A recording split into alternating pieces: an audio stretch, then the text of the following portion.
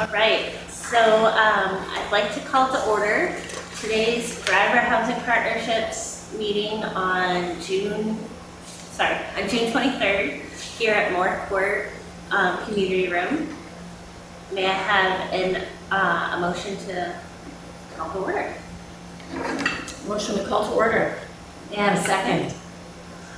I'm going to do roll call for all motions. Pat Green, can I have a vote to call to order? Yes. Gary, may I have a vote to call to order? Aye. Motion. Susie? Aye. Michelle? Aye. And I, all in favor? Aye. Okay. So the first on our agenda today is the minutes from May 12th, regular meeting. Any questions or comments on the meeting minutes from May 12th?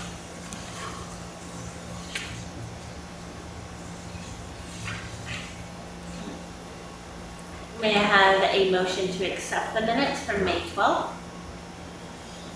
Oh, I'll make a motion to accept the minutes. May I have a second? Second. Second motion. All right, roll call. I'm gonna do in the same order. Pat Green, may I have a vote to accept the minutes? Accept the minutes. Gary, may I have a vote? Yes or no? Accept. Susie?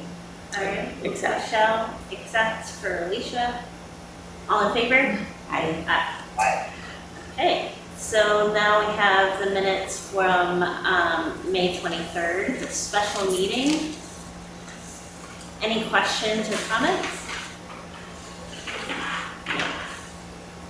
May I have a motion to accept the special meeting minutes? Motion to accept the special meeting minutes. May I have a second? Second. Roll call? I think we probably could just do all in favor. All I in can favor? hear everybody. Maybe Okay. it's because we have less people. I That was probably- can ask if anyone Yeah, that makes sense. Okay, let's do it that way. abstains. Yeah. Okay. Want me to do that I would just say call to order. way? Okay. Or however you want it. All in favor? Aye. Aye. Aye. Okay. Abstain? All right. Okay, thank you. We're just trying to figure that all out. So staff reports. We have the executive director reports. Any questions or comments or anything you'd like to add? I think we'll be talking about some of the items as we go through the meeting. Okay. I don't, I can proceed. Okay. I think we'll be talking about some of the things that I wrote in the report during the meeting.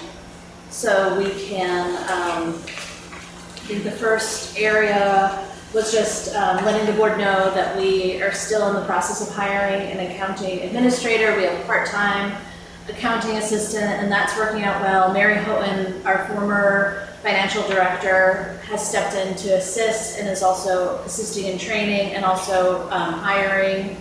So right now that has been taking a big focus of mine, working in that with that department.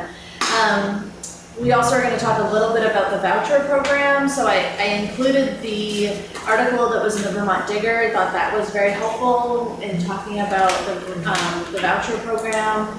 And we will, while we were level funded, we really are seeing that it's not enough money to sustain our contracts throughout the whole year. And so we had projected that we would have a small shortfall. However, HUD flagged us as having a little bit of a larger shortfall, and so we started the shortfall process with HUD. In doing that, James actually recognized that there was an error, and so he spoke with our HUD rep, and they rectified the error. So we actually will not have a shortfall. We actually have a projection of being $70,000 over budget. However, because we've already been flagged by HUD, we will still have to go through the shortfall process, which is okay because it gets us in line in case we were to need additional funds. But part of that process is that they really want to make sure that you're being as efficient with your program as possible, and they want to know like where you would cut if you need to cut. So the first place that most housing authorities cut are they just stop issuing new vouchers. So that's the first piece. And not that we had a lot to put out on the street anyway, but you know, we won't be issuing, we always had about 5 or 6 that we had to have people search, especially coming off of our RAD program or in our Section 8 program. So we will be notifying people that we are no longer going to be able to issue vouchers to go out in the community and search for people who are already housed. And then there's a draft to the admin plan of if we do need to cut the program, where we would begin to cut and how we would react to that. I think the unfortunate piece is we were really excited about project-basing more vouchers. We had changed our allocation and moving to work to increase our ability to project-based vouchers. So it's a little frustrating that now we aren't going to be able to do that. So we wouldn't be able to do it even if we did have a surplus? Well, $70,000, while it sounds like a lot, isn't really a lot. I mean, our budget is about, we spend about, it's in the million, 2.82 million. So, $70,000 is really like, it's less than one voucher on the street. Yeah, so. So it's not surprising, given that people around the state, I mean, the bigger housing authorities are seeing much bigger situations, and many other small housing authorities are also on a shortfall. I think at this point we just have to be really conservative with how we issue vouchers, and so that we can maintain the people who are already housed. I think that's our biggest, from my opinion, that's our biggest priority. And we're going to be looking a little later at some of the reasons why the costs went up, right? Yeah. But is that not all the whole picture? Or why? Yeah, so it's not really why it went up. So how HUD allocates funding every year, and maybe when James is on it, I hope he might be going to call him. So HUD bases what you get for your voucher program on what you spent the previous year. And so we should get at least what we spent the previous year. But the problem is like we raise our rents, right? Rents go up and other things go up. And so if they level fund it, then we don't, for fair market rents, landlords are allowed to raise the rent so that they get a higher rent. We raise our rents in the RAD program because we need to have more money to pay for things on the properties. So if they're basing it on that and we're funded only at 100%, it's not going up. Yeah. And so that's where the shortfall could fall into place. It could also be, where it could be that people's incomes went down and that the amount of voucher that we get, we're spending more per person per voucher. And so that would be the other thing. And so we have to constantly monitor every month what our voucher allocations are, and we have to keep track of it all the time. And when we do that, we showed that we were comfortable. We didn't have a lot of excess. We couldn't issue a lot of vouchers. We knew that, but we didn't have any concerns. And that's why when HUD reached out and said that we were in a shortfall, we were like, that didn't make sense. And so then we were able to dive in and see where they had allocated $140,000 difference. So they thought we were in a $70,000 shortfall. In reality, we project that we'll have $70,000 over. However, if we pay, let's say you pay $800 per voucher for a family, that's only the $70,000 a year. Does that make sense? So there's not a lot like we can do besides cut people off the program. Like there's no way that we could be like, oh, let's try to save more money. Right. And like try to, this isn't like a cost like, which we'll talk about in a little bit, like snow plowing or electricity, right? Right. These are like costs that the only way we could do it would be to potentially lower the fair market rents, saying we'll pay the landlords less.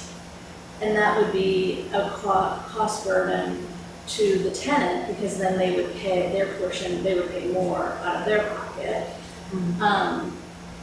It would also be harder to lease people to find apartments at that rent. So we're kind of stuck between a rock and a hard place. Yeah. It just seemed like HUD didn't anticipate that. Can't imagine that was how they planned it. That people would have to not have vouchers, that there would be fewer people that they were housing. Yeah, I would, yeah. I imagine that was not And, their intention. But we also have two other programs. We have the Shelter Plus Care program, which we continue to utilize. That's that's a program specifically for people who are coming from being homeless and are disabled. And then we have the mainstream voucher program, which we had applied for a few years ago, and we do have a little bit of room in that program. We just want to get confirmation before we do anything from HUD, but we estimate that we could probably add 10 more vouchers to the street, which isn't a lot, but it's something. And then that would be helpful, because then next year when we, if we have that money and we don't spend it, then next year we'll only get allocated for what we spent. So we want to make sure that we get that utilized, but at the same time, we want to make sure that it's going to be funded, because we don't have a backup in case it doesn't work. Yeah, in case stuff gets all that. And then the other piece is our fiscal year ended, so I put a lot of information in the packet about that. I broke down some costs for you, because we were over budget on several line items, so I think thinking about how we want to go forward with that. Our audits came in, they were all clear, copies of those are also in there. We have been assigned a development specialist to begin working with us on the A.W. Richards building.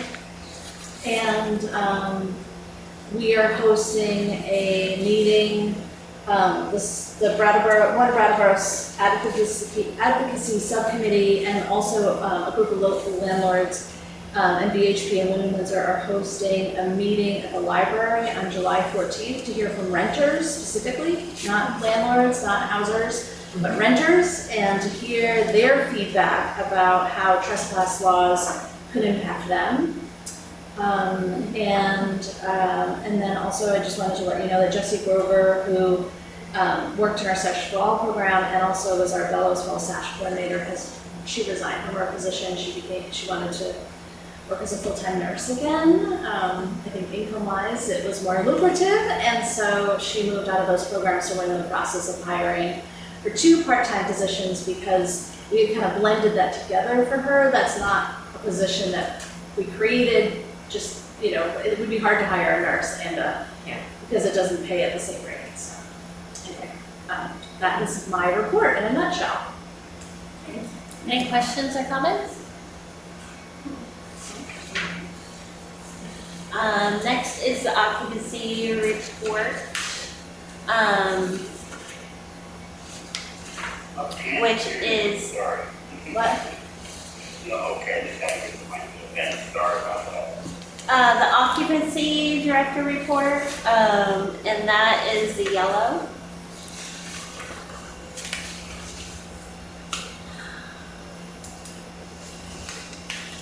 We also have some write-offs that we need to look at. For Hayes Court, we have $3,483.78 for eviction. Ledgewood Heights, we have $20,249.79 for eviction, which I will need a motion to approve a total of $23,733.57 for Ledgewood Heights and Hayes Court for write-offs. When you're ready, if you don't have any questions or comments, I don't need a motion. I make a motion. Sorry. I couldn't hear who was speaking, I'm sorry.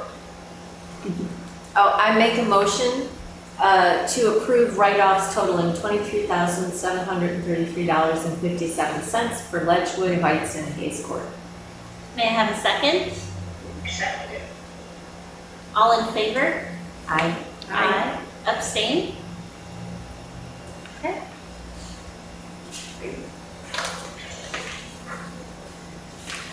Next is the program data review, which is newer on our agenda and helpful. Any questions or comments about that?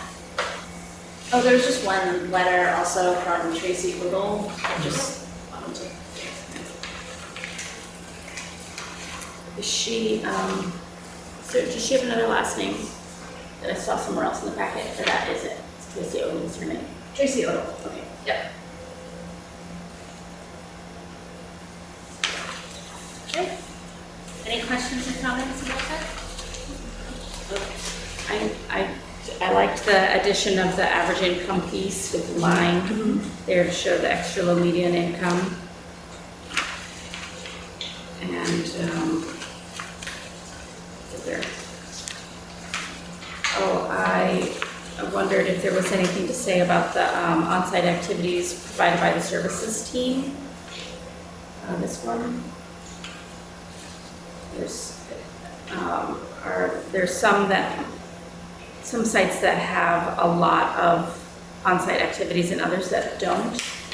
Does that reflect staffing or engagement, other engagement, you know what I mean? Some of the sites have a lot of activities.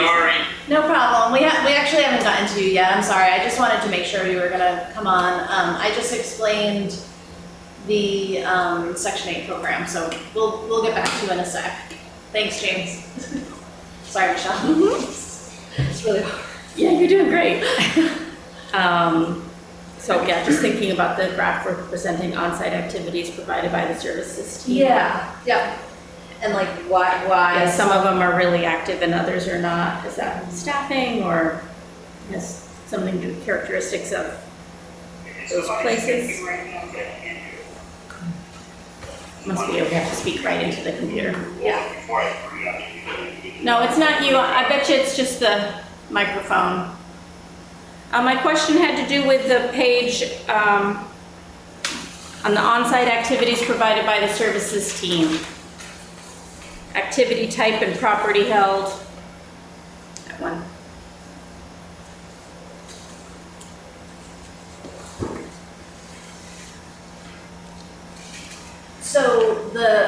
So the activities that are getting the highest number, for example, at Red Clover, are for the SASH program specifically, primarily.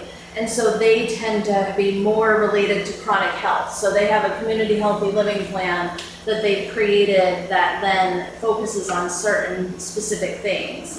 Whereas if you look at Sam Elliott, they've identified that one of their biggest chronic conditions, so Red Clover is physical health. So they have things like bone builders, they had chair yoga, they have other things specifically to physical health. And I think they actually have some sort of chair yoga now that they get online. I'm not entirely sure, to be honest. You'd have to look at that thing. But then if you look at SEA, Sam Elliott Apartments, when they do their assessments, they deemed that isolation as one of the biggest concerns. And so they have more programming specifically for isolation. Yeah, that's great. And then Canal House, which is the place in Bellows Falls, they also identify physical health, so they bring in other exercise programs. Whereas if you look at like Moore Court and Ledgewood, they have less programming, but they're really specifically for food insecurity and mental health for information sessions. And they're less often, because they meet one-on-one with people primarily. The group programming there is not what it is at the other sites where people are really looking for something to do. At Moore Court and Ledgewood, it's really hard to get. People are busy, they're going to work, their kids are in school, there's a lot of stuff going on. So they do a lot more one-on-one interactions. And if you look at Pace Court, it's kind of a mix of everything. And so I think if you look at, let's see, enrollment in services, right, which is on the page before that, you'll see, like if you look at the LEAP program has huge numbers. I mean, they have a lot of participants. Yeah.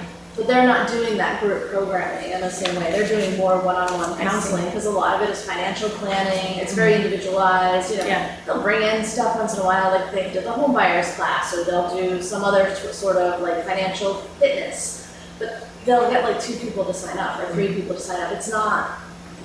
People are just not engaged in that same thing. But they will go to like the food bank, the food distribution programs and things like that.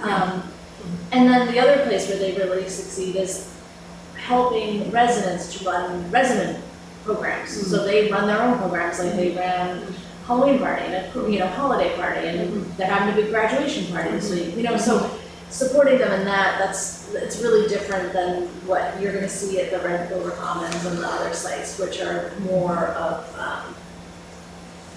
even though they do have social interaction, it's not the same type of thing.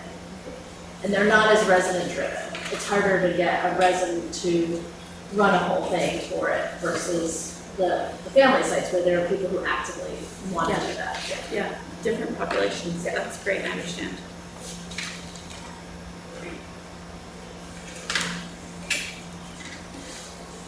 Any other questions or comments about the program data review? What about the residents services newsletter and calendars?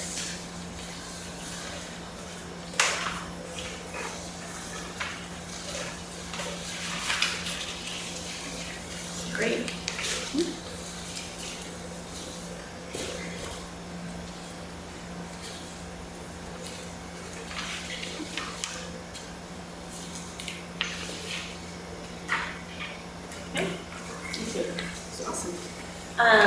We're ready to move on to the financial review with the fiscal year 2025 comparable.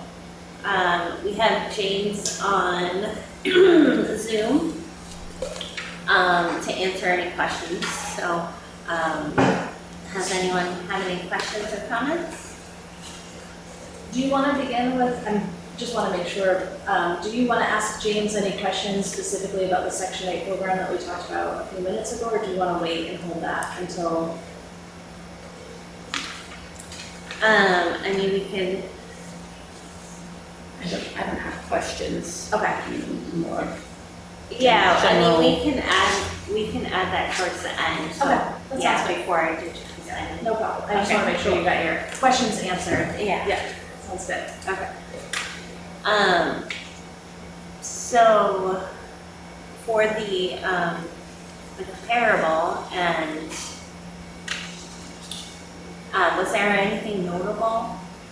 Well, we definitely were over budget for the year. So this is the year end, our fiscal year ended on March 31st. So our fiscal year began on April 1st. So this shows the year end cost to budget comparable. And we were significantly over costs. And one of the areas that we were significantly over cost was contract costs. We had snow removal was doubled this year. And you'll probably remember, although we all get amnesia, right, from the weather, but we actually had a very, very, very icy, cold, snowy winter compared to the last few years. But even then, our costs were really, really, really high. And so our trash costs have gone up. Our safety costs, so we hired people to be on the sites all the time, which is expensive, and that was really high. And we had some elevator costs, but also we had some big capital needs costs. So we replaced the laundry rooms, we had to replace a truck that was very expensive. And so I think, so we have 2 things that I'm focused on. One is how can we bring down some of those costs this year? Some of it's really hard, like electricity is impossible really to bring down. I don't think that there's a lot we can do at this point. But David Dearborn, the maintenance manager, and I have been discussing, well, what could we do to bring down the snow costs? Some of it is really out of our hands because it really depends on how much snow we get, but also we have a tremendous amount of liability to not clear our properties quickly. And we have a lot of sidewalks, we have a lot of walkways, you know, right now we clear every single person's individual walkway, steps, stairs, you know, so for a property like Ledgewood, Moore Court, you know, we're out there shoveling every single, you know, we have to clear every single person's way. And that is just a lot, and it's a lot for our maintenance staff to do it. They can't do it all at once. And so we really wanted to bring in snow removal companies because it takes on the liability of the risk, and it also, that means our maintenance guys aren't stuck doing that for days on end, and then all the other things aren't getting done at the same time. And so, but it's also really expensive. And so how could we maybe do a hybrid of that, like a little bit of both, and what could our maintenance staff do? Could they do parts of it and not other parts of it, and then rely on the contractor to do some parts of it? But, so we're really trying to think about what that could look like. But James, do you want to step in and you could talk about things as well? Can you hear me? Yeah, I can hear you. There really isn't much else to add. You've hit most of the highlights as we had discussed earlier. Contract costs for the biggest over budget. And again, I think most of that, as Christine had stated, was related to the snow removal. I had a sheet here. Snow removal. We did have some higher than expected costs for elevator repairs, trash. So overall, the agency, most of the lines were good, except, again, those related to contract costs, materials, and maintenance. And then, I mean, and it's hard to control those, like Christine said. If it's going to snow, it's going to snow, and we have to either have the guys do it or we have to pay someone to do it. So unfortunately, we're kind of at the whim of Mother Nature. And then the only other expense here that I mentioned to the board that we may not work, that may be going down, is we reduced our reserves by about $40,000 for tenants receivables that we didn't collect. Hopefully that number is going to get better over time. But Is that under housing assistance payments? that's straight, just tenants didn't pay, and we either attempted to remove them or they've been removed and they had large balances and didn't pay, and so therefore we had to write them off. Yeah. I mean, we still have the right to try to collect them, and if they want, but it's just easier on the financials and everything else if you just write them off, get rid of them, and you collect them. We take them in as income at the time. But most housing authorities very rarely ever see any vacated tenant money returned. But I mean, as Christine stated, I don't really have much else to add to. It was maintenance contract costs for the most part that, I shouldn't say hindered the budget, but kind of went way over on budget. And as I discussed with Christine, you did purchase a vehicle and you did purchase some laundry equipment. So if you wanted to use replacement reserve funds for that, your $1 million cash account, the board could approve a $100,000 transfer from that cash account to the other cash account. But again, it doesn't really adjust anything. You still use the money. It's just moving it from one cash account to another cash account. What is the line on the first page under so routine expenditures, general expenses, housing assistance payments? Looks like there was a shortfall of 210,000. Yeah, but the revenue offset that. Up above in the revenue section, there's $210,000 positive too. Oh, I see it. Thank you. Because those are dollar for dollar reimbursements. So, well, for the most part, under the current administration, it could be an issue, but for the most part, every dollar of HAP expense out the door, you'll get $1 back.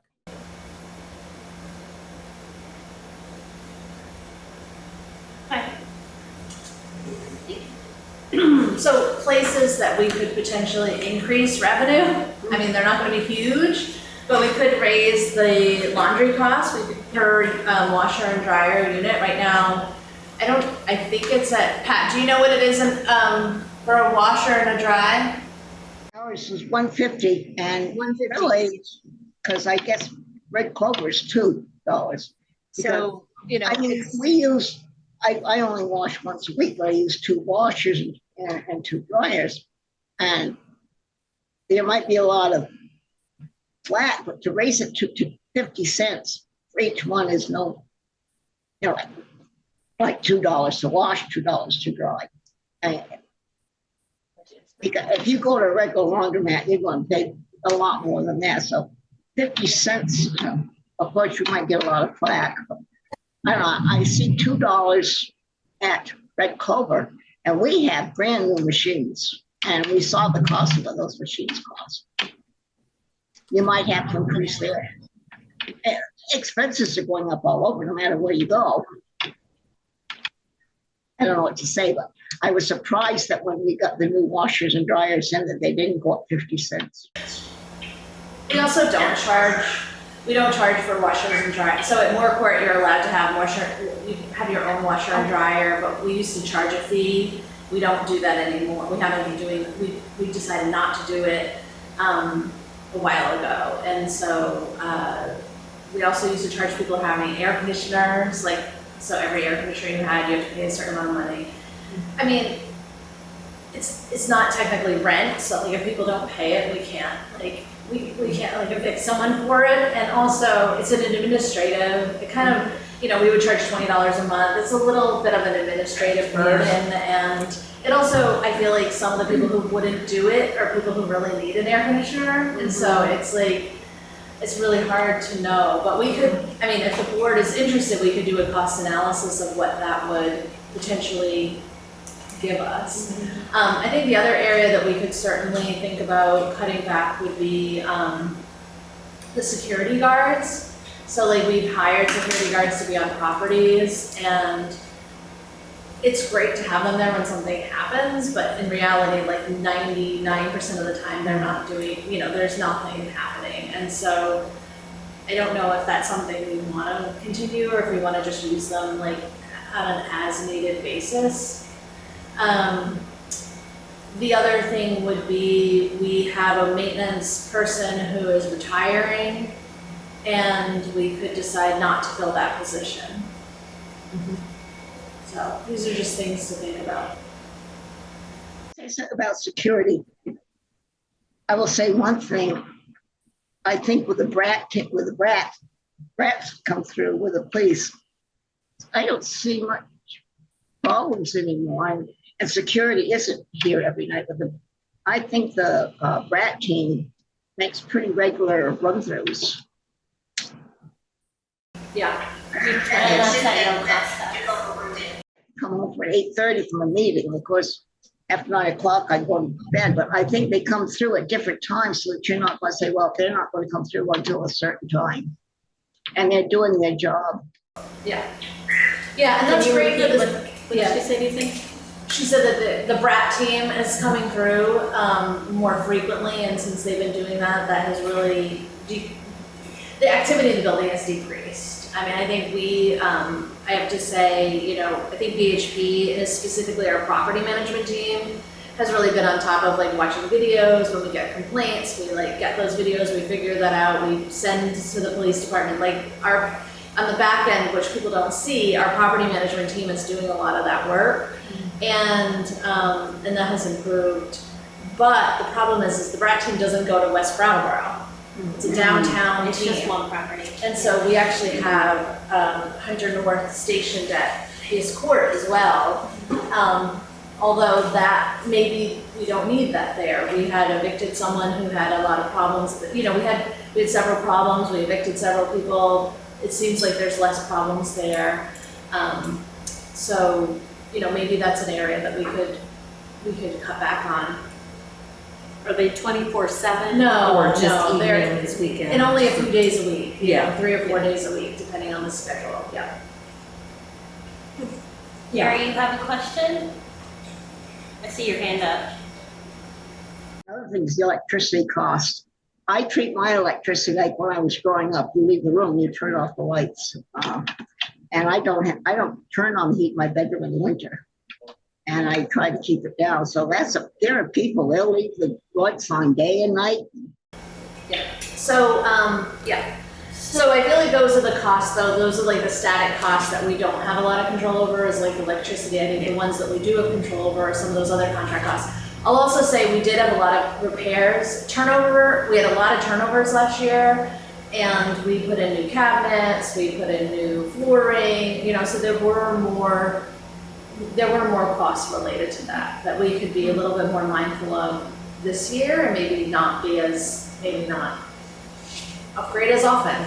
And so we'll see, but we had some big units at Ledgewood that required, you know, full cabinetry. We had some apartments that had a lot of damage, like an exorbitant amount of damage in some of them when people moved out, like holes in walls, electric things pulled off the wall, you know, outlet, you know, like a lot of damage and some real damage to the kitchen. So I think, you know, over time, I'm hopeful that we'll see less of that. We've seen an improvement in our rent collection. We've seen improvements in our, you know, in just being able to enforce inspections. So, but you know, when you get a snow bill for $100,000, it's like, you know, and you could do all the cost saving in the world, but those snow bills are just so big that, yeah, it's.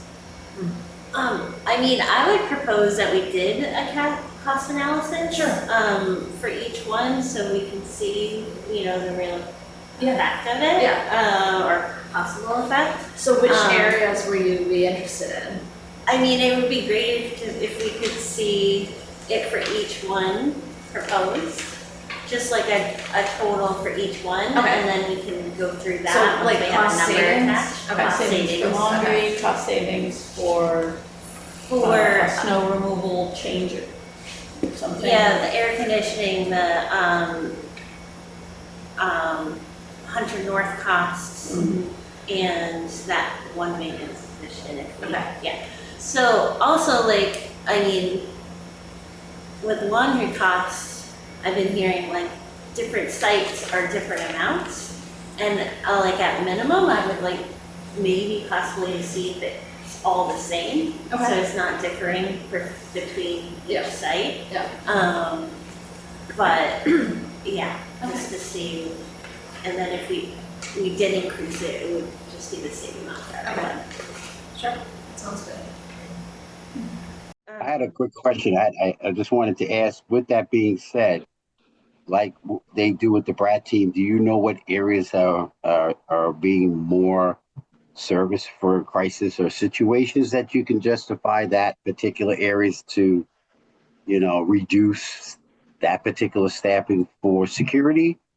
Is there a way you can do that also as a side-by-side? So that way, if tenants ask, you can justify and show them that as well in that particular area also. So knowing the amount for each site and knowing whether the Brat team visits which site. So if we did reduce it, let's say at Samuel Elliott, because of the Brat team, we would know how much we saved by just eliminating Hunter North from that one site. I think that's what you're saying. Well, yeah, and it's just the statistics to show all the, you know, tenants and stuff. How come there's less security here versus here? You'll have a side-by-side saying, well, we've seen less activity in this particular area versus this. So we're cutting horse to help out as far as, you know, maybe other services that we might be able to provide for them. In that case, and usually the Brat team, that they have a pie chart or a sheet of how many times they've been to a particular area. So that could be also to justify the reason for that reduction. I don't know if you can get that from Chief Hardy or from Justin Johnson or one of them just to show that. I guess I'm trying to figure out like what that would show, Gary. If you told me what it'll show, then I might have an easier time It understanding shows you, what you want. like they do at Select Board, how much crime, what's going on. Because they always come to Select Board and say, okay, this happened in this particular area. We've handled this many. There's a chart that they have that shows what area has the most. Yeah, we get a report as to like how many times people come, but they're not, that would be like if they're called. That's not necessarily like if they're coming, like we have worked with them so that they're in the building more frequently. I don't know if I guess it would be really hard for me to, like, I could look at police reports. I mean, the reason, so we really only have Hunter North at 2 property sites, and that's at Samuel Elliott Apartments, and that's at Hayes Court. And that's because we've identified issues at those 2 sites specifically. We've had them go through Ledgewood, but Ledgewood is a really hard site to monitor, and so we don't have them really, you know, it's hard for them to do that because they all have their individual houses. So they will sometimes go to Ledgewood once in a while, but we don't, you know, we've used them at different sites depending on what the needs are. And so we primarily use them at those sites. I mean, I could ask like how often the BRAT team is going, but I don't know.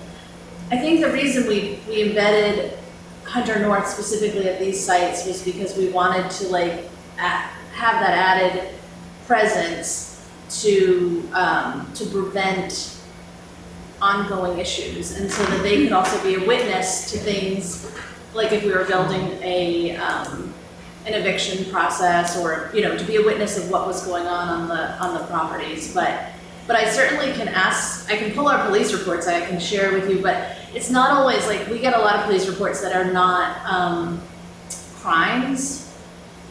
They're unrelated. Oh, no, I agree. It's just for safety. What areas? I mean, they have a way of showing how, you know, a breakdown Chief Hardy has.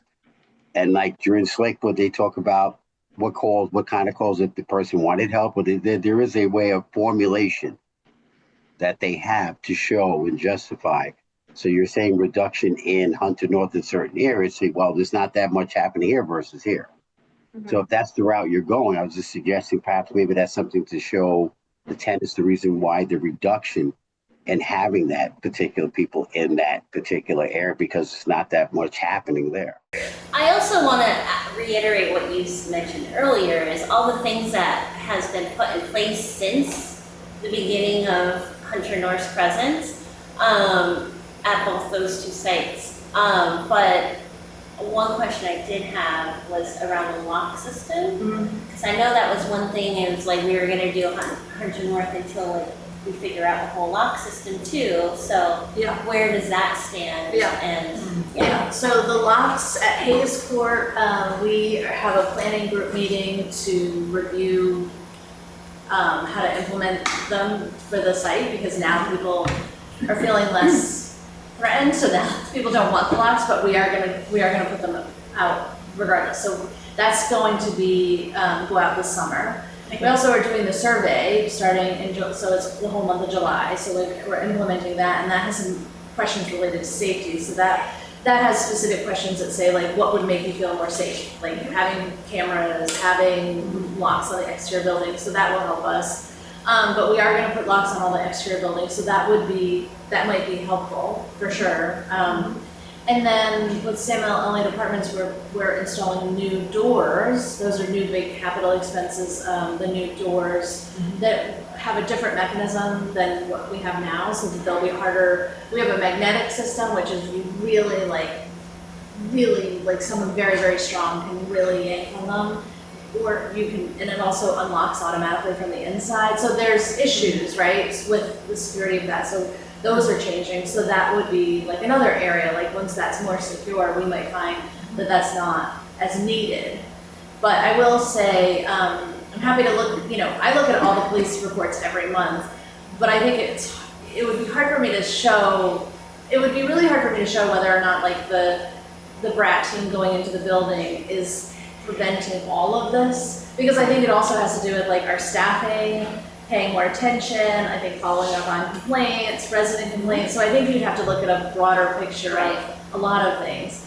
And to be honest, I think sometimes I just know, based on what I'm hearing, like from residents, from staff, from the police, like from video, I just know that we need this, right? I knew that we needed somebody to be more present because we were having people break into the building and they were doing things in the community spaces that were not acceptable. And so that's why we added it. It isn't based necessarily on just like a police report. It's based on a lot of stuff. And so, but I'm feeling more comfortable right now pulling back on that. However, if something comes up again, then we might need Hunter North again. And so what does that look like? Didn't want to get too much into the metrics of just basically like a chart saying the reduction, like high, low, particular months, just so that, not getting into the weeds, as they say. Just keeping it more simplified, showing the stats, showing the like a pie graph, like now this year, this particular time we looked into it, it's gotten less with issues and problems there. So I just, figure showing something like that for justifying. So if they look at it, they say, okay, I can understand why we don't have Hunter North, the presence here anymore. So if the tenants do ask. Yeah.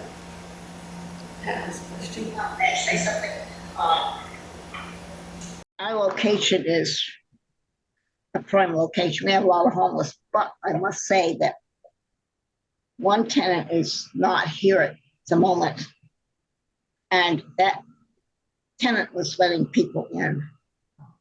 Yeah. So but there are people that do that, no matter what you say, but that tenant isn't here at the moment. I don't know anything more than that, but that we are a prime location, 1 o'clock in the morning, you wake up hearing them out, the homeless outdoors.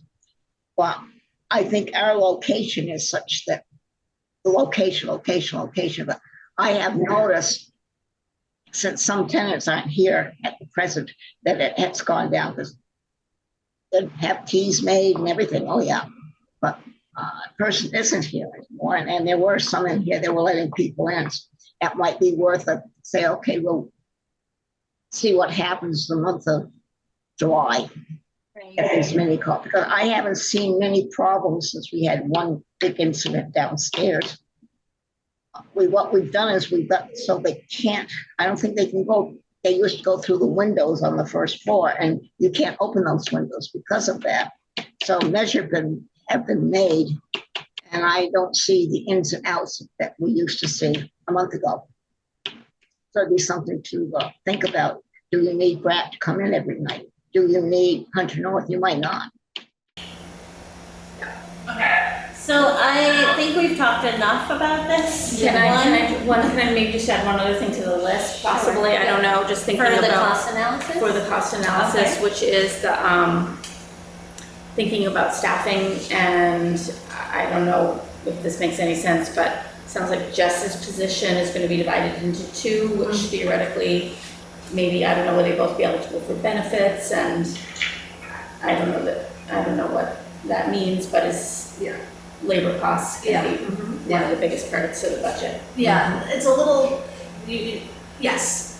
It will not be as impactful as the maintenance because those are grant funded positions, so we get reimbursed for them. So it's a little different, but yes.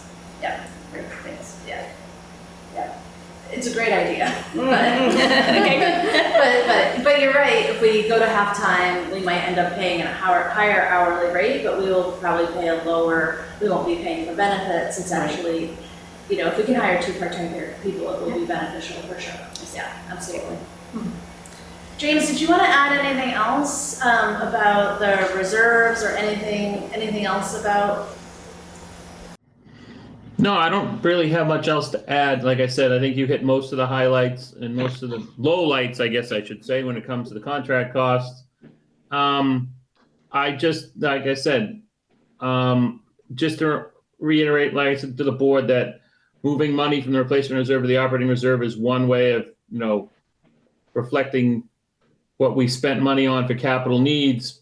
But besides that, no, I think we just have to do a better, we're just going to have to watch the expenses and hope, like I said, hope for a mild winter, to be perfectly honest, I guess, at this point. Yeah, because the mild winter also will help with the heating, with the electricity, all of the things. And,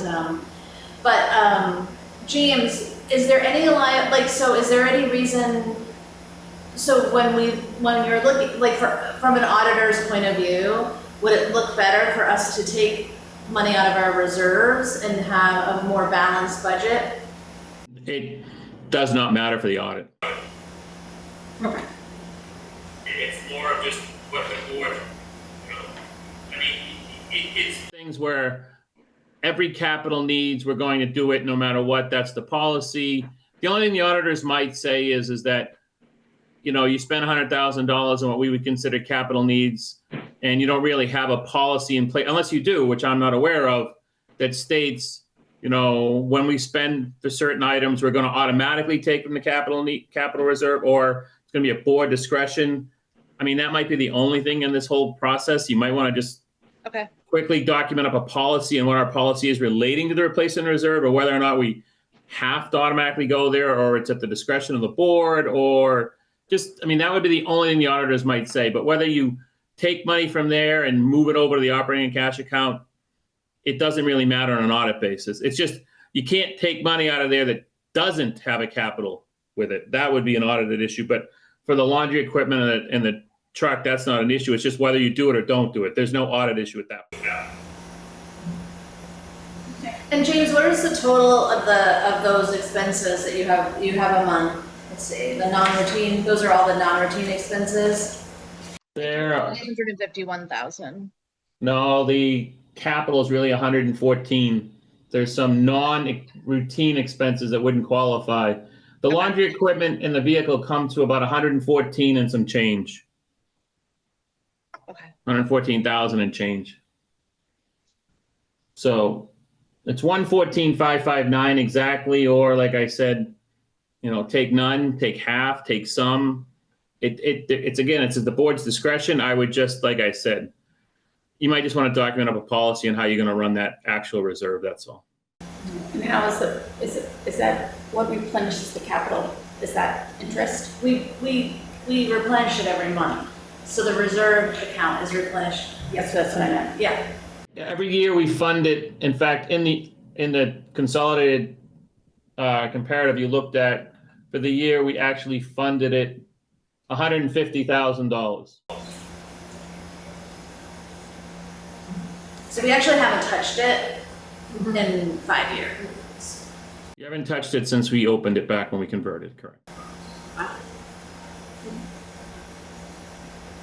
So if you did the cost analysis along with maybe a proposed policy for how Capital expenses. how we do capital expenses and reserve and using repayment of the reserves, right? For next meeting, would that be okay? Yeah. And then we can discuss it and make a motion. Okay. Yep. Does that work? Okay, that's good. Thank you. Great. Okay, anything else on the comparable? Okay.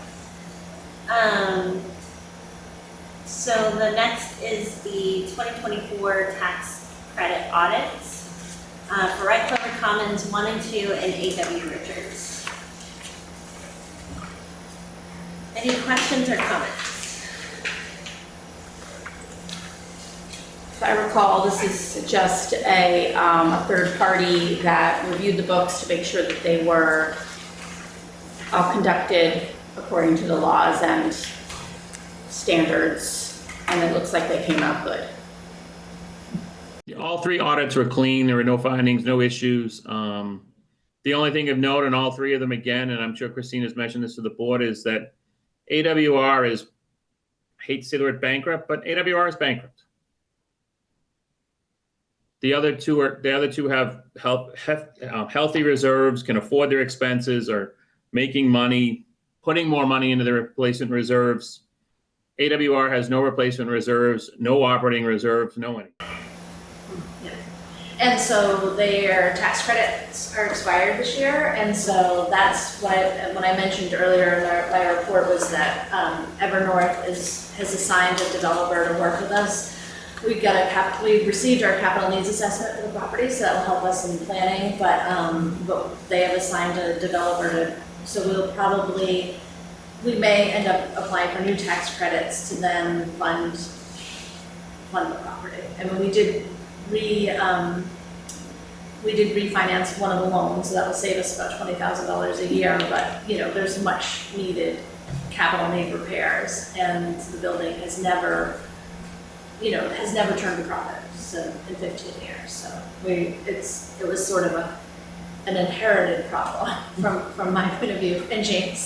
So we're hoping that when we redevelop it, that we'll be able to, hopefully, it will be able to turn a profit, or at least break even. Thank you. Thank you. So I just wanted to move the amendment to section 8 admin plan from board business to now, since we have James. Sure. We received a memo, and would it be helpful if I read it? Or? Yeah, James, I think what would be helpful for James, so I did explain what's going on with the Section 8 program before you got on, James. Do you want to give a little explanation of like where we're at right now with the Section 8 program and sort of what the findings were when you met with HUD and the HUD has, as I'm sure Christine has mentioned, and as I'm sure the board's aware, this HUD funds your Section 8 on a calendar year basis. And I always hate to say it like this, but due to the current administration, the Section 8 program's funding for the calendar year 2025 is not as large as it was for calendar year 2024.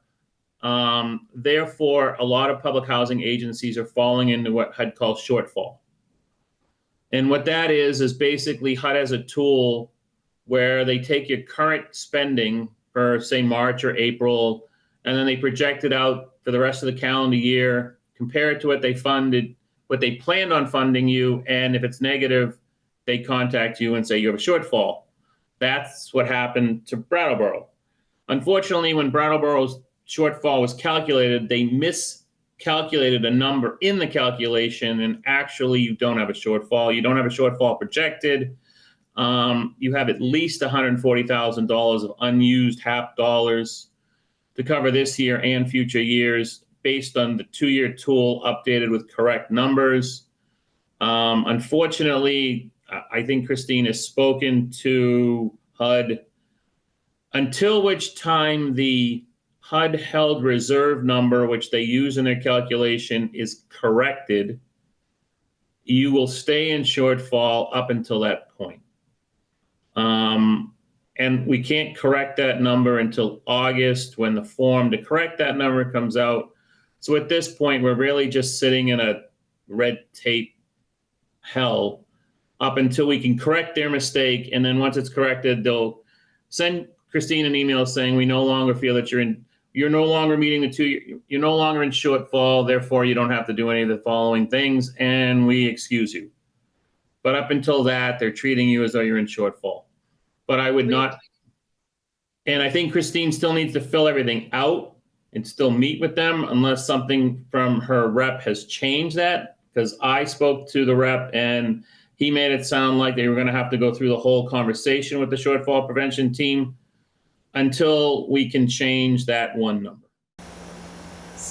Yes, I think you are correct, James. So my understanding from HUD has been that even though this was an error on HUD's side and we've corrected the error, that we continue to have to do all the work related to going into a shortfall. So I am in the process of continuing to do all that work. Thank you. Yeah. So for the board's sake, it's not even an issue. I wouldn't even bring it up. I wouldn't even put it on my board minutes going forward. You have plenty of funds and I would not be concerned about it. It's just an administrative nightmare for Christine up until we can change a number. So one of the processes is that we need to change, we need to add something to our admin plan that says that if we do run into a shortfall, this is how we will react. And so that's what this language dictates. This is a what if. This is not like it's happening today, but if we do, we need to have a plan in place that's updated. And so we base this language on the most recent language from Nan McKay and HUD, and so we really didn't change it too much. And I don't think I sent that to you, James, sorry. No, it's a termination part of the ACOP or whatever. Yeah, every housing authority, if they have one or don't have one, should have one. It's one of those, end of the world situations, which is kind of happening for a few agencies this year. But yeah, they're just mandating that you have a termination part in the policy that states how you'll choose the unfortunate souls will be terminated, and then what happens to those souls after they're terminated, do they go back to the top of the wait list? I mean, they just want you to basically have a policy in place for that possible procedure. A lot of housing authorities didn't have it, but over the last 5 years, most of them have placed one in their policy. So, And I did send this to Pat and great. Yeah, so we all reviewed it, and my only thing that I wanted, my only comment was, it says BHP must terminate in the following order, and I have no objections to what's on this list. I just have the objection to the order. So I'm just wondering if we could put substantial violations of, or of repayment agreements or violations of payment as the first thing before, single member households. Okay. And what about, that's. And yeah, so like, just because I feel like violations should be the first thing, substantial. This is like, you know, they've had many chances, and this is just their, you know, before someone to be terminated with, again, anything out of their control, you know? So I don't object to that being on the list, just the order. Yeah. Agreed. Agreed. Nice change. Okay. I do think probably we'd have to, maybe, what's the definition of substantial? And maybe that's, you know. Yeah, I mean, it would be someone who was having their lease terminated. Yeah. So if like someone maybe in the process of eviction, but we're waiting for it, I think we should check that list first before. Yeah. Yeah. Okay. That's all. Yeah, absolutely, yeah. Okay, sounds good. Great. Not to say that it's happening. I would, HUD won't like the word substantial. They'll want it even more black and white. Okay. So I'm not telling you not to write it like that. What I'm saying is that Christine can give it to HUD. We can go through the whole process, but they might come back and say that that's too generic. That's the only, I mean, I've been doing this for 2 years now with some of the large agencies, and more frequently over the last 4 or 5 months. And the biggest thing I've taken out of this is HUD has come down to like, they want black and white, and they do their best to be as, they want to basically hold up in like, Supreme Court to the point where we threw you out and this is the reason we threw you out and there's no way you can. So I think the term substantial what's substantial? 2 violations, 6 violations? I'm just letting the board know that they may come back with Christine and say substantial is not a good number, a good way of describing it. So I'm just saying there may be some need to expand on that term to something more concrete. Okay. Could it be like in process of eviction or something like that? It seems objective. I mean, I just think that would maybe too broad, because like, if we might have a lot of people who are in the process of eviction for non-payment, and then to take away their voucher, I think it would have to be, I'd have to find more specific language. I can't do it off the top of my head. That's fine. I have to do it. Yeah. Okay. I think my suggestion would be,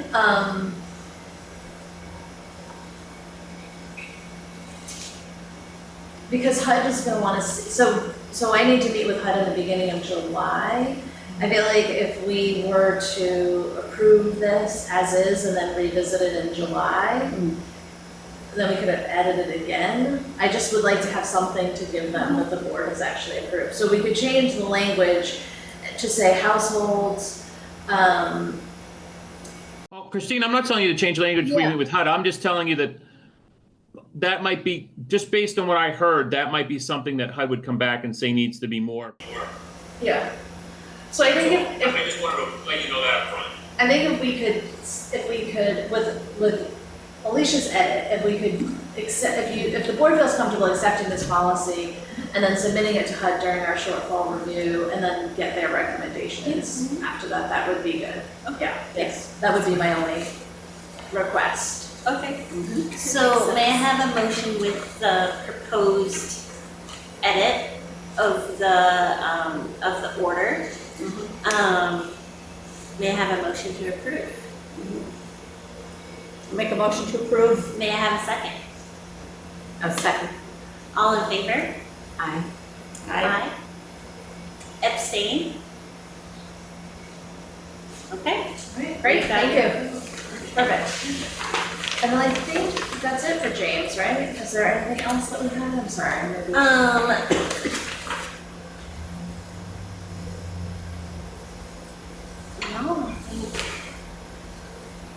I mean, anything with redevelopment? No. Okay. Yeah, I think we're good. You're good, James. Unless you have anything. No, I'm good as long as you're good. Again, Christine can always reach out to me if the board has any questions or concerns or comments, but I'm always here. Thank you. Yep, thank you. Thank you, James, so much. Appreciate it. Okay. So the next is checklisting and check assignments. We have Commissioner Walker for June, Commissioner Stroud for July, and Commissioner Green for August. So unless, and I'm back up for all 3 of those months. So any questions or comments about the checklisting or about check assignments? For check assignments, Friday I'm going to be out of town, so if This I could Friday? sign Thursday, if that's possible. I don't know if we can this Thursday because one of the people who processes was out sick today, so I don't know when she'll be in. So I'll be in touch with you and let you know. And also, it's a pretty big check run. It's our landlord run, so we I might can be able do to do Friday. it. You might be able to do it Friday. I can do it Friday. Thank you. Do you want to just do Sure. that? Yeah. Or, okay. Yeah. Yeah, I'll put it on the. I was gonna say Thank we might you. be able to do it Monday if that's better. Oh. Yeah. Oh, no, I'm sorry. Yeah, that's 30th? Yeah, I'll be gone both Friday and Monday. Okay, sorry. Then I'll be in touch with you, Alicia. I'm not here on Friday or Monday either, because I'm going out of town for a wedding, but I will help to manage. on. I was thinking about the check listings, and I understand, we've got our 2 signatures on it. I'm wondering, the ones that are really big, like, do we have any kind of extra check on those really big ones? So we have a system that's called Pay Positive. Okay. So we don't, so in the Pay Positive model, like, we have to upload it and we have to go in and second approve it. So it could be, so it prevents like fraudulent checks going out. That being said, for checks for like an amount, like for instance, I don't know, like A couple big, Yeah. a couple big ones this month. especially for probably the M&S redevelopment, is Yeah, that where? right, Yeah. and there's Daniel's equipment. Yeah, the Daniels equipment, that was that was the Ledgewood Heights laundry machines that we did in this fiscal year. Yeah. So, would you like to see invoices pulled for those? Like, the check shredder, the invoices are attached to them, right? So they should look at them, but would you like to see, what would you like to see? I don't know, I guess I'm wondering, I'm just thinking when I sit down, if I was to sign that, what would I do? Like, I would look at the invoice and I would wonder if that was, I could ask, I don't know, have you encountered this before? Like, would it be wise to ask for more information on anything that was over $10,000 or something like that? Like, Like, what more information would you want? I'm not sure. Okay. I'm not sure what would be, what would be, I guess I'm encouraged by what you said about the pay forward thing, like, so that it wouldn't be anything fraudulent. Well, it wouldn't be fraudulent in the sense that it's not fraudulent, like, it's not somebody getting a check and then cashing it fraudulently from a company that we don't, utilize. I Right. mean, that's why we do the Some check, cyber because attack or we something. heard, like, we send checks to Wex. Wex is the company that, you have to use for like gas cards for like municipal. And I've heard from another municipality that like, because Wex is WX, right? It's really easy to, somebody got that check and they were able to change it. And it was, and they could cash it. And you go to the bank and you get reimbursed, but it's a big pain in the neck. It takes a lot of time and energy. And so we do this check positive, which I'll say is a little bit of a labor, it's a little bit of a bear. And then when we go in, things get, like, it doesn't seem, no matter what we upload, there's always an issue and we have to go in and then prove it and, so, but it's good. I think we should keep it. I would rather keep the pay positive than get rid of it. But that doesn't prevent fraudulent, like we're paying somebody fraudulently, like we could be paying M&F, I'm not gonna say, a contractor, but like, why are we giving them this amount of money? Yeah. Like, you know what I mean? Like that doesn't prevent that piece. The only thing I would say is that we have all the backup related to each check. The other thing is like our auditors pull they pull a lot of those big checks and they go through them to make sure that we're not, there's nothing on there that isn't. I think that it's totally fair for the board to ask those questions, like why, what is this expense? Like, why is this so high? And sometimes I know I haven't been good lately because I haven't been in the office. I'm not always in the office on Friday mornings because I have meetings Friday morning, but I think being able to ask that question of the accountant or, like, hey, like this is a, sometimes I'll say to people like, hey, there's some big checks in there.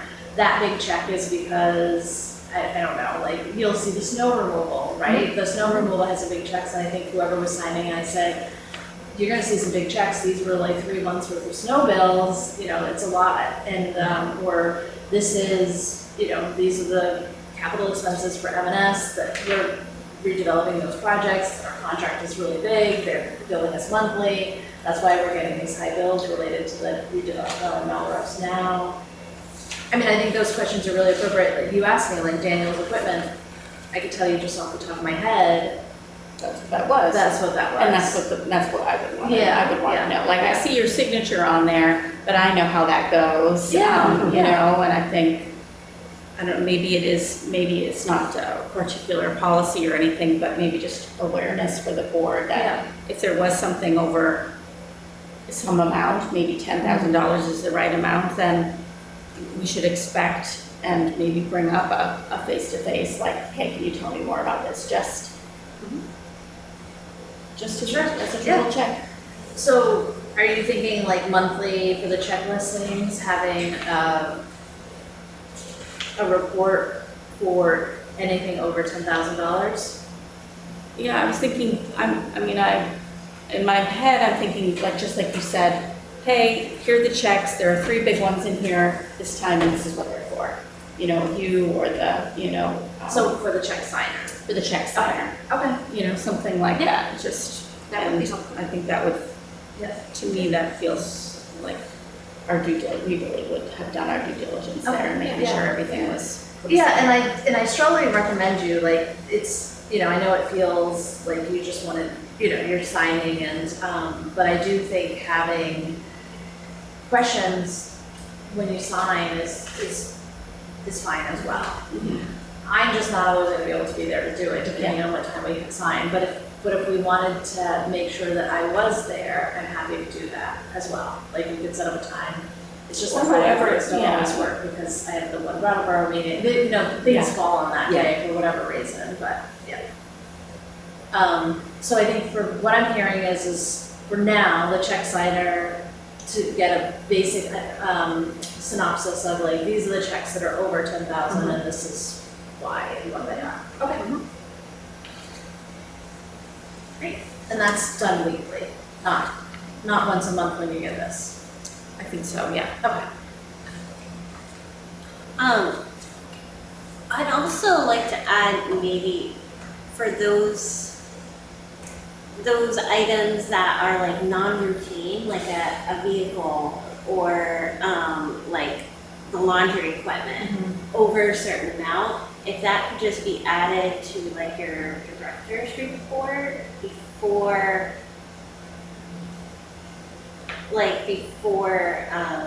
maybe it's like when you're coming up with bids or whatever, just make sure that's in the director's report so we know ahead of time big expenses that are non-routine. And I think we do, but To hear about a car before it's paid yeah, just to Something know like that. like, so that, yeah, just to know what's coming up down the pipeline. So in the letter, I just wanna make sure I'm clear with this. So Yeah. the letter I write you every month, you wanna add to that, like, if we have estimates out to bid? Like if there are just big non-routine expenses that we Okay. may know ahead of time, Okay. yeah. Okay. Just so that we're aware. Okay. Yeah. Does that make sense? Do you have any questions? There's a lot of them. I mean, that's the only issue. I mean, the truck was like its own thing, but like, you know, I mean, I guess I could try to give you what we get. I mean, we did Yeah. budget for the truck when we budgeted, we put that into the budget for the truck Right. and the laundry equipment. So So it we knew wasn't- that ahead of time for the annual budget ahead of Right, time. and you Yeah, approved and we the talked about that. M&S contract, so you Yeah. know, so, Yes. yeah, I mean, it's hard, I know like on a monthly thing, it feels weird, but I guess I'd have to do some thinking around it outside of bringing it to you when we, but if you want me to put it in the report, I can put it in my report. I mean, I'm just trying to it think doesn't make, what I that mean, looks like. if I'm just- it only like makes sense, cause like if we're already talking about it before the budget, then I don't think it need, but if there's anything that we don't know ahead of time, like anything that comes up on your lap that we don't know about, Yeah. that might be over, An unbudgeted item. yeah, like Okay, a yeah. non-routine unbudgeted Okay, item. okay, If okay, that makes sense. okay. Okay. And not to say that we need approval, just for us just to be aware. Okay. Okay. As things are feeling pinched. Maybe this is Yeah. something that you're feeling like we're paying better attention to the budget because, or maybe that's not the right way to put it, but this, the air of feeling like things were, you know, feeling like things are getting tight. And so wanting to have a better understanding of where the money is going. Okay. I mean, we could also look at our procurement policy again. The board did pass a procurement policy, which really clearly outlined like what the board needs to approve. I mean, you can revisit that as well, and then if you wanted to approve, you know, have a lot lower threshold, you could be approving more items every month and be spending more time doing that. So maybe that's the way to do it, that was just to look at the procurement policy. Okay. And just make sure that, as opposed to making more work for you, like Right. more day-to-day, like, we don't need to be in the weeds Well, I of think making that- all yeah. decisions. I mean, I can definitely bring the procurement policy back to you, and then you guys can decide what you want to do. But for now, I'll just add any non-routine costs that are over, what would you like the threshold to be? I'd have to look at that policy where it currently is, right? The threshold is, I mean, because I meant like what you wanted to see. So for the time being, is there a threshold of what you'd like to I mean, do see? you want it to be the same as what's going to be added to the check signing, like the 10,000? Sounds like that, there will be a lot of those. But there'll be a lot. If they're non-budgeted. Right, okay.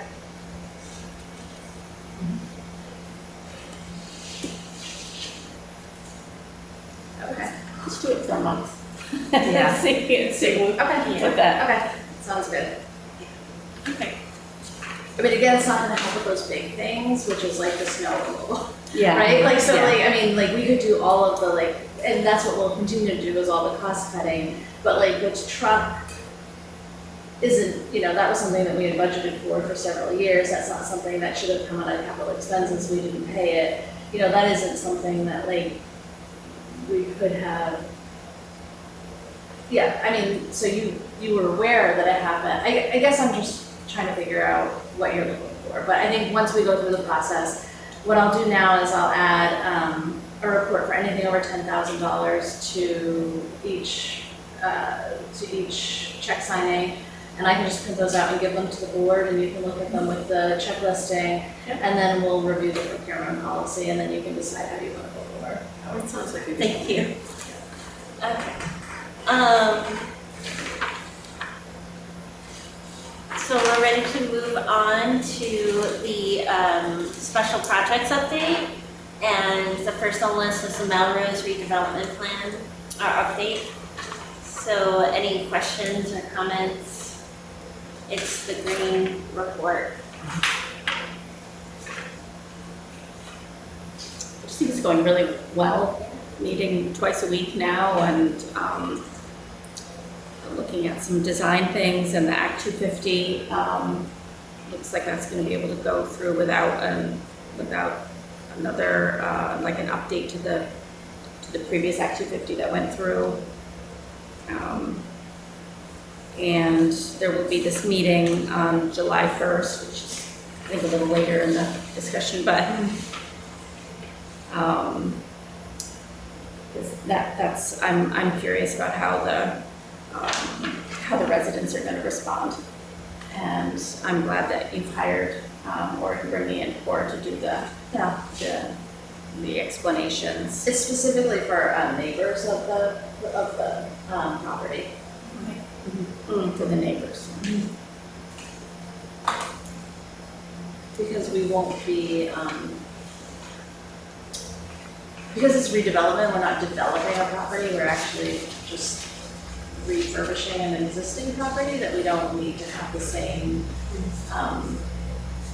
we don't need to have, it's already housing, we're just redoing it, so. But we are inviting the neighbors because they will be impacted by the construction, and they'll probably have enough questions. There's also going to be a change to the footprint with parking spaces and how that could potentially impact them as well. And so, yeah, it's good. We actually met with the BHOI board today, and while they didn't grant us 4% tax credits yet, they are granting us a letter of advisement. So we're moving in the right direction. It was really good news. And they were really grateful to Brattleboro Housing specifically for the flood mitigation work and how much that's impacted other housing in the community. And they really see this as, they really expressed that they were, they had a lot of great questions, but they expressed positivity about the project, so that's great.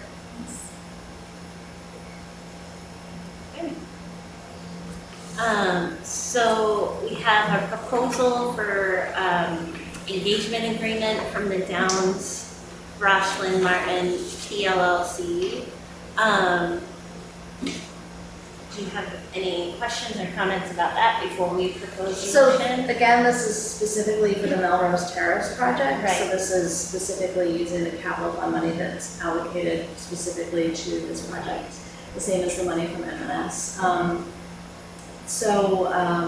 This was the only attorney that responded to the RFQ, the request for qualified applicants. And so they toured the property. I was not present for the touring, I think Michelle was. Yeah. And then they submitted their proposal. Chris Hart reviewed it as well, and she felt that it was a good proposal. And while it's not inexpensive, it's pretty much right on line with how expensive things are for attorneys. Mm-hmm. The only question I had to Chris was just, and I haven't gotten an answer yet, was around just if there's, I don't think that there's any conflict of interest with M&S, but I just wanted to make sure that there wasn't, that she was going to look into that for me, and I thought I got her back one way or the other. But I'm assuming that there isn't because it's a different It's a totally different company. Okay, so, may I have a motion to authorize, Executive Director Christine Hazzard to sign the engagement agreement from the Downs Rachlin Martin PLLC, I make a motion Okay. to authorize Christine to do that with the engagement letter. may I have a second? Second? All in favor? Aye. Aye. Abstain? No? Okay. You have your Great, approval. thanks. Okay, so safety, any updates for that? The only update is, what I mentioned earlier, is that we've organized this meeting that will be at the library for feedback from specifically renters around how change to the legislature around trespass could potentially impact them. We wanted to ask, obviously, them because it will be impactful to them mostly, and to hear what their opposition may be before we proceed and do more work in this area. I think that that's something that rightfully so legal aid will want to know, that we really engage with residents as to how this could impact them, whether it's positive or negative, and so it seems like a really good place to start. Great. Resident survey update? We met with, so Evernorth has helped us to create the survey, and we updated it recently just to add a couple of pieces around safety, additional language around safety. So the Wellness and Services team will be working to put all the information out in the beginning of July, so it'll go out for the month of July. We'll have a QR code so that people can go and do it directly on their phones or on a computer. We also will have them in hard copy for people. We will have a raffle so that we'll give away 5 prizes of $100 gift cards because we really want to get as much as we possibly can. And then we'll also do some sort of competition amongst the Wellness and Services team to see who can get the most people to fill them out. So we've done that in past with surveys, and that seemed to help. Great. Okay.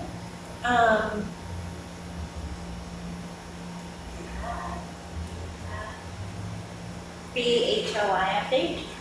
So BHOI they were supposed to tour the properties last week on Wednesday, and then one of the board members, the Wyndham Windsor Housing Trust meeting was on the same day, but a little bit later, and there was some concern because it was so rainy and that we wouldn't make it in time, and so we rescheduled it for next month. So there won't be a meeting this month. Okay. But I think you saw in your, in the packet that Matt gave you, so he outlined on the last page all the costs related to some of the grants that we've applied for.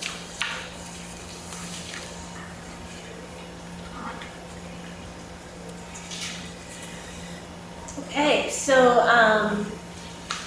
there hasn't been any need of executive session. No. So I would like a motion to adjourn. I would make a motion to adjourn this wonderful meeting. May I have a second? I second it. All in favor? Aye. Abstain? All right, we adjourn. Okay, great, thank you very much. Well done, team. Yes. Very informative. Thank you. and Yeah, so that was cool. organized. Yeah. Really, really.